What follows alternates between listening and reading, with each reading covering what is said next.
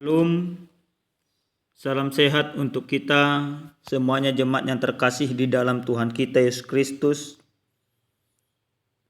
Mari kita mempersiapkan hati dan pikiran untuk menyambut sabda Tuhan pada saat ini. Mari kita bersatu dalam doa, kita berdoa. Kami bersyukur kepadamu ya Tuhan Allah Bapa kami, Allah yang maha baik, untuk setiap berkat Tuhan yang Tuhan nyatakan bagi kami. Sebentar Tuhan kami akan mendengarkan kebenaran firman-Mu. Biarlah kiranya Tuhan menguasai hati dan pikiran kami, hingga kami mengerti firman Tuhan. Dalam nama Yesus kami berdoa. Amin. Jemaat yang terkasih di dalam Tuhan kita Yesus Kristus, adapun sabda Tuhan yang menjadi khotbah kita pada saat ini tertulis dalam kitab Markus pasal 5 ayat 21 sampai dengan ayat 43. Demikian firman Tuhan. Sesudah Yesus menyeberang lagi dengan perahu, orang banyak berbondong-bondong datang lalu mengerumuni dia, sedang ia berada di tepi danau. Datanglah seorang kepala rumah ibadat yang bernama Jairus. Ketika ia melihat Yesus, tersungkurlah ia di depan kakinya dan memohon dengan sangat kepadanya, "Anakku perempuan sedang sakit, hampir mati. Datanglah kiranya dan letakkanlah tanganmu atasnya, supaya ia selamat dan tetap hidup." Lalu pergilah Yesus dengan orang itu. Orang banyak berbondong-bondong mengikuti dia dan berdesak-desakan di dekatnya. Adalah di situ seorang perempuan yang sudah 12 tahun lamanya menderita pendarahan. Ia telah berulang-ulang diobati oleh berbagai tabib, sehingga ia telah dihabiskan semua yang ada padanya. Namun sama sekali tidak ada faedahnya, malah sebaliknya keadaannya makin memburuk. Dia sudah mendengar berita-berita tentang Yesus. Maka di tengah-tengah orang banyak itu, ia mendekati Yesus dari belakang dan menjamah jubahnya. Sebab katanya, "Asal ku jamah saja jubahnya, aku akan sembuh." Seketika itu juga berhentilah pendarahannya dan ia merasa bahwa badannya sudah sembuh dari penyakitnya. Pada ketika itu juga Yesus mengetahui bahwa ada tenaga yang keluar dari dirinya. Lalu ia berpaling di tengah orang banyak dan bertanya, "Siapakah yang menjamah jubahku?"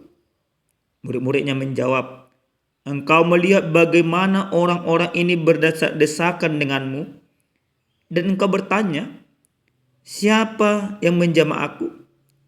Lalu ia memandang sekelilingnya untuk melihat siapa yang telah melakukan hal itu.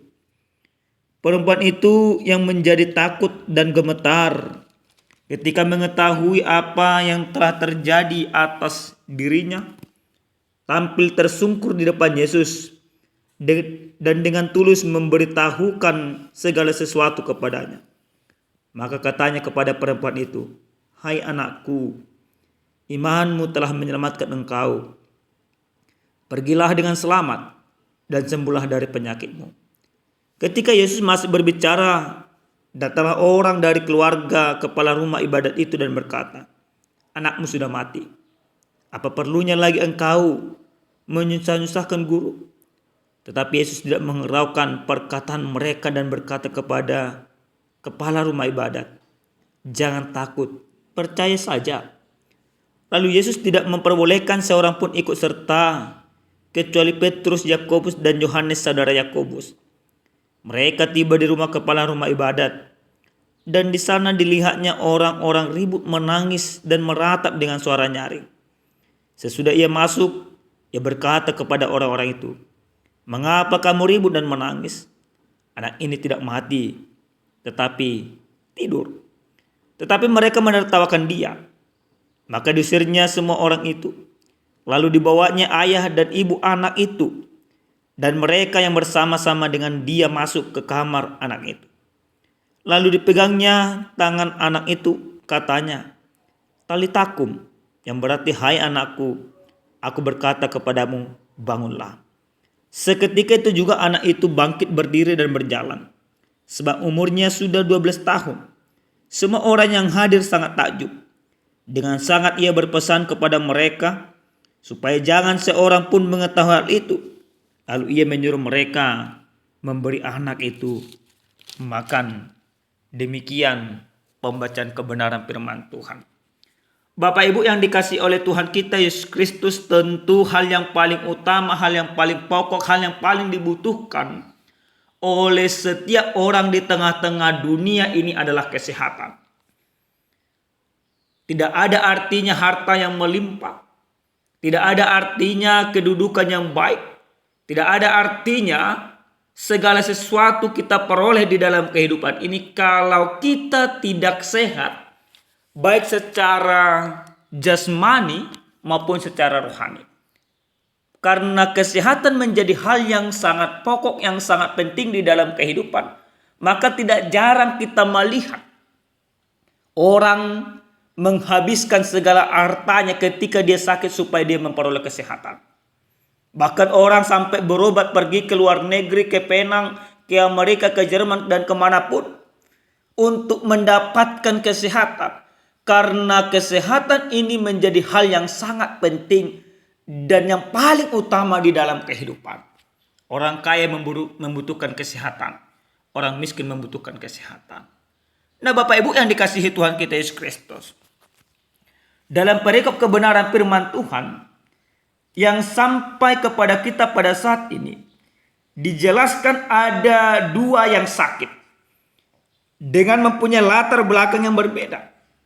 Yang pertama itu anak daripada kepala rumah ibadat yang bernama Yairus, di mana anaknya sakit dan sangat parah. Yang kedua itu yaitu perempuan yang 12 tahun sakit pendarahan. Jairus dengan segala kewibawaannya, karena dia kepala rumah ibadat, otomatis dia sangat dihormati. Maka ketika dia melihat anaknya perempuan yang sangat dikasihinya sakit, apa yang dia lakukan? Dengan iman yang percaya, dia pergi menjumpai Yesus yang kala itu Yesus sedang mengajar. Maka dengan kerendahan hati dia mau bersujud kepada Yesus, dia bermohon kepada Yesus, dia katakan kepada Yesus bahwa anaknya sakit dan dia percaya hanya Yesuslah yang mampu menyembuhkan anaknya.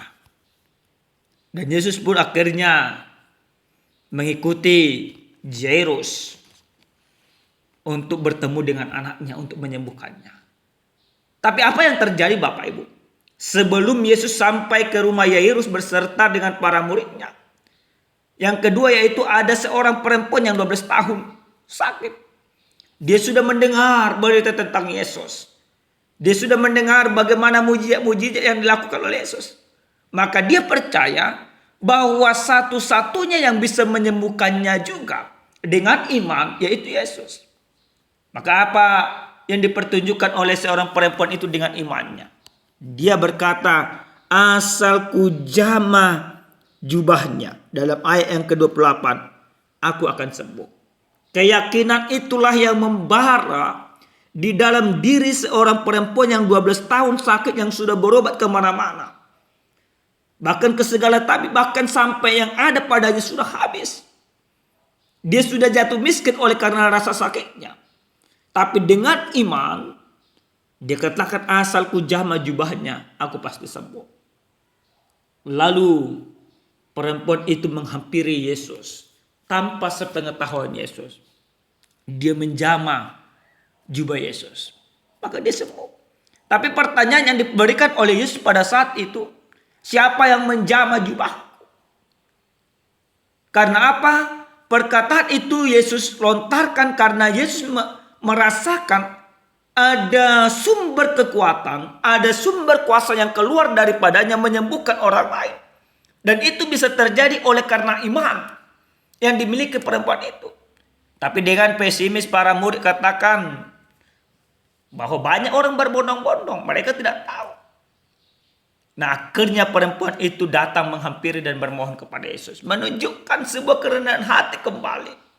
Dia mengakui bahwa dia sudah sembuh. Dan Yesus sangat senang dengan hal itu. Nah, yang berikut Bapak Ibu yang dikasihi Tuhan kita Yesus Kristus. Yesus akhirnya sampai ke rumah Yairus dan orang katakan di anaknya sudah mati. Tapi apa yang dikatakan oleh Yesus? Anaknya tidak mati tapi tidur. Nah, Bapak Ibu yang dikasihi Tuhan. Kadang kita berpikir seperti ini. Apakah orang beriman di dunia ini atau para pendeta dan lain sebagainya bisa membangkitkan orang mati menjadi hidup? Saya katakan secara pribadi Bapak Ibu. Saya yakin tidak ada satu orang pun manusia di dunia ini yang saat ini yang bisa membangkitkan orang mati menjadi hidup. Hanya Yesus yang bisa melakukannya. Tapi kalau mendoakan orang sakit bisa menjadi sembuh, semuanya pasti bisa. Semua orang beriman pasti bisa melakukannya. Tapi kalau membangkitkan itu tidak akan pernah. Karena apa? Karena kuasa kebangkitan itu hanya dimiliki oleh Yesus. Karena kuasa membangkitkan orang mati itu hanya ada pada diri Yesus. Karena dia adalah Tuhan. Maka dia adalah Tuhan. Sehingga dia berkuasa atas kehidupan dan kematian. Lalu jangan kita Bapak Ibu yang dikasihi Tuhan percaya dengan kesaksian-kesaksian yang mengatakan di sana bisa membangkitkan orang yang mati menjadi hidup. Itu lelucon, itu kebohongan. Sekali lagi Bapak Ibu, saya mau tekankan lewat kebenaran firman Tuhan ini untuk mendoakan yang sakit menjadi sembuh. Itu bisa kita lakukan, dilakukan oleh orang beriman. Karena kuasa untuk menyembuhkan yang diberikan oleh Yesus kepada kita adalah kuasa itu. Tapi kuasa untuk membangkitkan orang yang mati itu hanya dimiliki oleh Yesus. Oleh karena itu Bapak Ibu yang dikasihi Tuhan, ketika orang katakan bahwa anak daripada Imam Yairus itu mati, tapi Yesus katakan tidur. Dan Yesus membuktikannya. Yesus dengan kuasanya menjamah anak itu seperti yang dikatakan Talitakum, anakku bangkitlah. Perkataan Yesus ini menunjukkan kuasa yang begitu luar biasa yang dimiliki oleh Yesus. Maka seketika itu juga dikatakan anak itu bangkit dan berjalan. Dan Yesus menyuruh orang tuanya memberikan makan. Nah Bapak Ibu yang dikasihi oleh Tuhan kita Yesus Kristus. Apa yang boleh kita lihat dari kebenaran firman Tuhan yang sampai kepada kita pada saat ini dengan tema iman yang menyembuhkan. Yang pertama, dari firman ini kita mau melihat bagaimana mujizat itu terjadi bagi perempuan tersebut yang sakit pendarahan dan juga bagi anak daripada Yairus. Jadi firman ini mau menekankan kepada kita. Mujizat pasti bisa kita rasakan, kita terima di dalam kehidupan. Tapi dengan catatan ketika kita beriman kepada Yesus. Iman kepada Yesuslah yang membuat kita bisa menerima segala mujizat itu. Iman kepada Yesuslah yang mampu menyembuhkan segala yang sakit pada diri kita. Iman kepada Yesuslah yang bisa memberikan kita sebuah kekuatan walaupun kita dalam keadaan sakit. Ini harus kita pahami dengan baik Bapak Ibu. Banyak orang sekarang ini, kenapa ini perlu kami tekankan juga. Banyak orang sekarang ini dia ingin mujizat terjadi dalam kehidupannya. Dia ingin memperoleh sebuah kesembuhan. Tapi dia tidak pernah beriman. Dia tidak pernah berdoa dengan sungguh-sungguh. Kalaupun dia berdoa tapi dia tidak menghidupi doanya. Dia tidak pernah mempercayakan hidupnya sepenuhnya kepada Tuhan. Maka Bapak Ibu yang dikasihi Tuhan kita Yesus Kristus, jika Bapak Ibu yang mendengarkan kebenaran firman Tuhan pada saat ini, engkau merasakan sakit di dalam kehidupanmu, engkau mengalami pergumulan, engkau mengalami banyak persoalan di dalam kehidupanmu, yakinilah supaya engkau memperoleh kesembuhan, engkau harus beriman kepada Yesus. Iman kepada Yesus yang menyembuhkan perempuan yang sakit 12 tahun pendarahan. Iman kepada Yesus, iman yang dimiliki seorang Yairus yang mampu menyembuhkan, membangkitkan anaknya. Maka iman kepada Yesus juga yang akan menyembuhkan segala sakit penyakit yang ada di dalam tubuh kita. Yang kedua, Bapak Ibu yang dikasihi Tuhan kita Yesus Kristus. Bagaimana iman yang menyembuhkan ini? Iman yang menyembuhkan ini harus terjadi ketika kita datang bersujud kepada Yesus dengan segala kerendahan hati. Bagaimana seorang Yairus, dia meninggalkan segala jabatannya. Secara matematis Bapak Ibu, di kalangan orang-orang Yahudi pada saat itu, Yairus, dia kepala rumah ibadah, dia sangat dihormati. Berbeda dengan Yesus. Tapi walaupun demikian dia mau merendahkan dirinya. Jadi apa yang boleh kita lihat dari sana Bapak Ibu? Entah setinggi apapun jabatanmu, entah setinggi apapun kedudukanmu, entah sebanyak apapun ibaratnya kuasa atau uangmu. Ketika engkau tidak mau menundukkan diri, bermohon kepada Yesus, maka semuanya itu akan sia-sia. Maka semuanya itu akan percuma. Tapi firman ini mau mengajak kita, sembari menyembuhkan yang sakit, kita juga harus menyembuhkan kerohanian kita. Banyak sekarang ini Bapak Ibu yang dikasihi Tuhan, kerohaniannya sudah sangat-sangat kacau. Dia tidak mau disembuhkan, dia tidak mau bersujud kepada Yesus. Dia tidak mau merendahkan diri. Tapi firman ini mau mengajak kita, untuk setiap orang yang percaya, mari datang menyembah kepada Yesus, bersujud kepada Yesus, supaya engkau sembuh dari segala yang kau derita. Baik secara kerohanianmu Bapak Ibu, baik secara jasmanimu.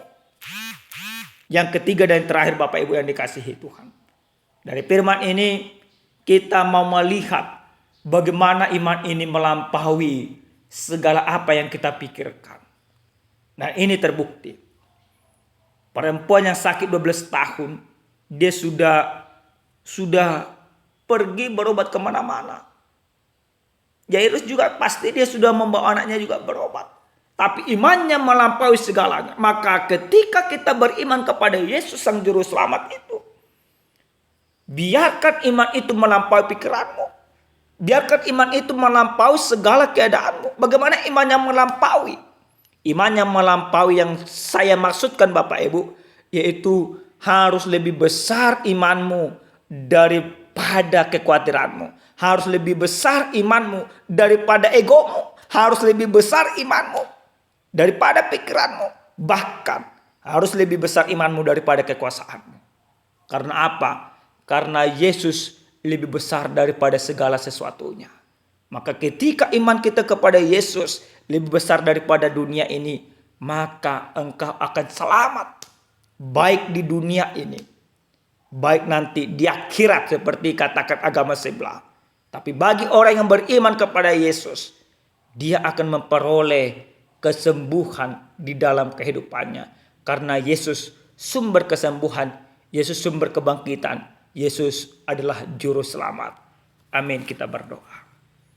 Kami bersyukur kepadamu ya Tuhan Allah Bapa kami, Allah yang maha baik untuk segala kebaikan dan firman Tuhan yang sudah kami dengarkan. Biarlah kiranya Tuhan kami hidup dan melakukan firman-Mu. Terima kasih Bapa, kami percaya setiap orang yang mendengarkan firman Tuhan pada saat ini, mereka akan dikuatkan di dalam Tuhan. Dalam nama Yesus kami berdoa. Amin. Salam sejahtera Bapak Ibu, Tuhan Yesus memberkati.